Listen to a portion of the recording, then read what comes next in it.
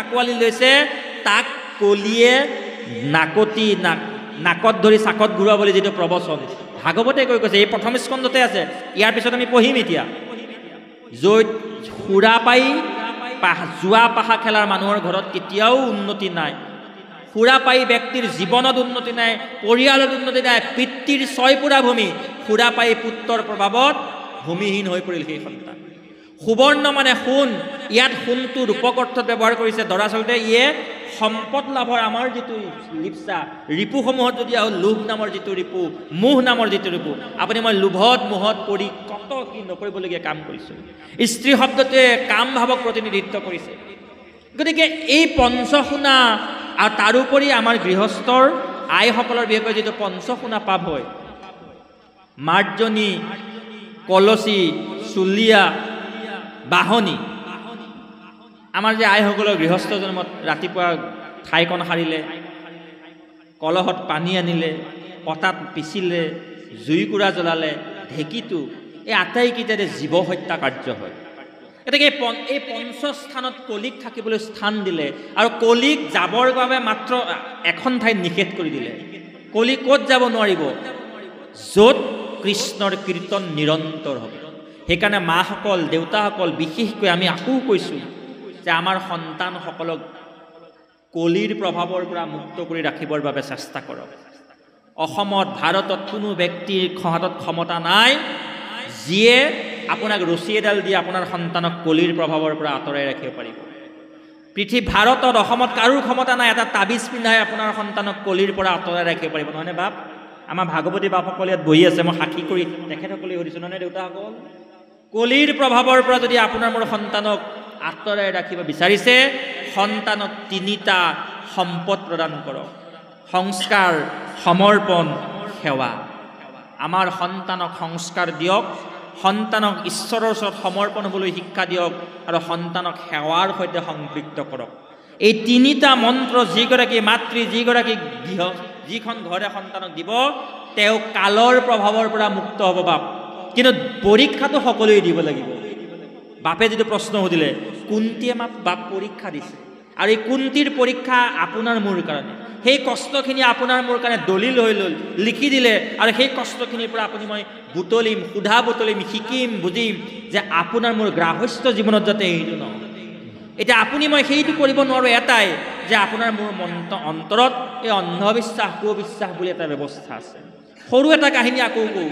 দিন চেৰেক পূৰ্বে এখন নামঘৰৰ সমাজে নামঘৰৰ মণিকূট নিৰ্মাণৰ কাৰণে সেইখন গাঁৱৰে গৃহস্থীসকলৰ ঘৰত অৰিহণা সংগ্ৰহ কৰিবলৈ গৈছিল। সন্ধ্যা সময়ত গৈছে, ভকতসকলক লগ পাব। আৰু আমাৰ গাঁৱলীয়া সমাজত এটা বাক্যও আছে যে সন্ধ্যাৰ অতিথি সাক্ষাৎ দামোদৰ। সন্ধিয়া সময়ত ভকত বৈষ্ণৱসকল গৈছে, উদ্দেশ্য কি? গাঁৱৰ নামঘৰটোৰ মণিকূটৰ নিৰ্মাণৰ কাৰণে সংগী সাহায্য ল'ব। কাৰ পৰা ল'ব? সেই নামঘৰৰ অংশীদাৰসকল, পৰিয়ালৰ পৰা। গৃহস্থ ঘৰত নাছিল, বজাৰলৈ গৈছিল। গৃহস্থনী আইগৰাকী ওলাই আহিলে, ভকতক মাত দিলে। চোতালতে ভকত থিয় হৈ আহিছে। বোলে কওকচোন কেলৈ আহিলে?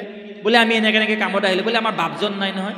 তেনেকুৱাতে বাপজনে ঘৰত আহি গাড়ীখন লৈ সোমালেহি।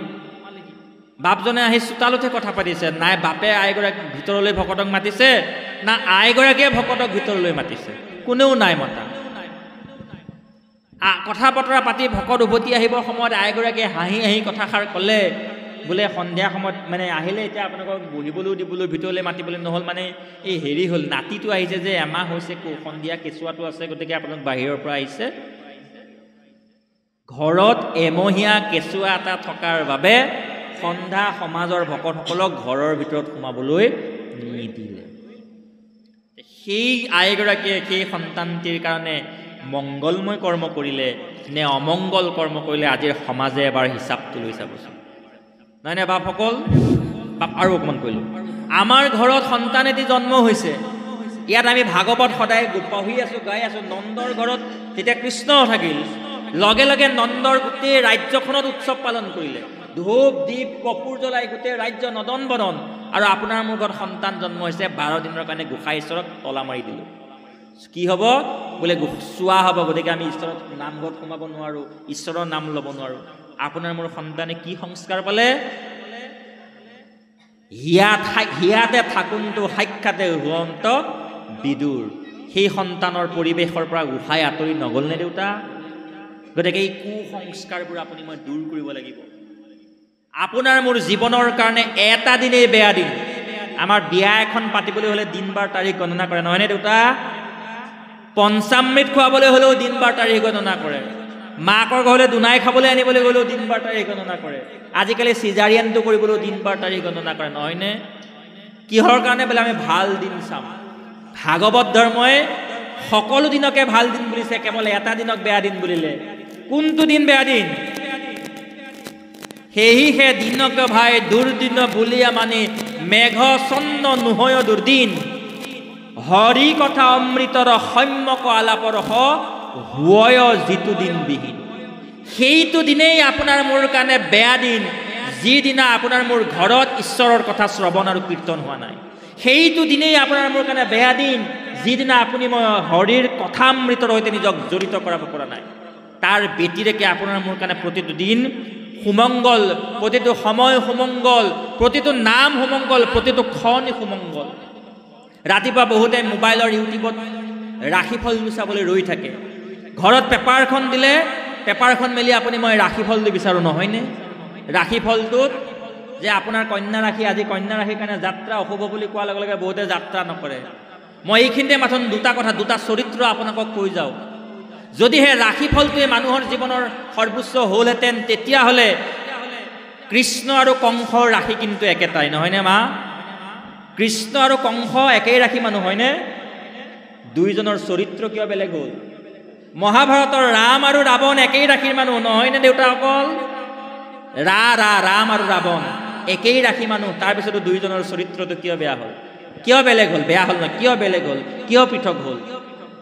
আপোনাৰ মোৰ শৰীৰত ক্ৰিয়া কৰিব আপোনাৰ মোৰ আৰব্ধ আৰু প্ৰাৰব্ধ কৰ্মফলে, ক্ৰিয়া কৰিব আপোনাৰ মোৰ পৰিয়ালটোৰ সংস্কাৰেৰে। আপোনাৰ ঘৰখনত, আপোনাৰ মোৰ পৰিয়ালটোত ভাগৱত ধৰ্মই ভীষ্মৰ মুখ্য উৎসৱত ভীষ্মই এই কথাই ক'লে যে কুন্তীক প্ৰমুখ্য কৰি উপস্থিত সকলোকে চিনাকি দিলে যে এইজনেই সেইজন জগতৰ ঈশ্বৰ, যিজনৰ কৃপাত এইখিনি হৈ আছে, যিজনৰ ইচ্ছাত এইখিনি হৈ আছে, আৰু যিজনৰ বাবেই পৃথিৱীত হ'বগৈ। ভগৱন্ত শ্ৰীনাৰায়ণে ব্ৰহ্মাক ৪ শ্লোকত ভাগৱত প্ৰদান কৰি ৪টা শ্লোকত এটা কথাই কৈছিল, সৃষ্টিৰ আদিত মই, সৃষ্টিৰ মধ্যত মই, সৃষ্টিৰ অৱসানত কেৱল মই। আইসকলে কান্ধত পিন্ধি থকা ফুলিযোৰ বিভিন্ন আকৃতিৰ, কিন্তু এই ফুলিযোৰ জুইত তপতাই দিলে ফুলিযোৰে এটাই আকৃতি ল'ব, সি যদি সোণৰ সোণ হ'ব, ৰূপ হ'লে ৰূপ হ'ব, নহয়নে? তদনুৰূপভাৱে ভগৱন্ত এই সমগ্ৰ সৃষ্টিৰ মূল আধাৰ ভগৱন্ত, ইয়াতেই ভিন্ন ৰূপে ভিন্নজন বিভক্ত হৈছে। আৰু ঋকবেদত সেই পৰম শ্লোকটো কৈ থৈ গৈছে, একং বিপ্ৰ শতবহুধা বদন্তি, এজনেই ঈশ্বৰ, যাক যিজনে বিভিন্ন ৰূপত বিভিন্ন ভাৱত অৱতাৰ গ্ৰহণ কৰিছে, আৰু সেই ঈশ্বৰেই হৈছে কৃষ্ণস্তু ভগৱানম স্বয়ং। কৃষ্ণ। আমাৰ এতিয়া গুৰুজনে উপদেশ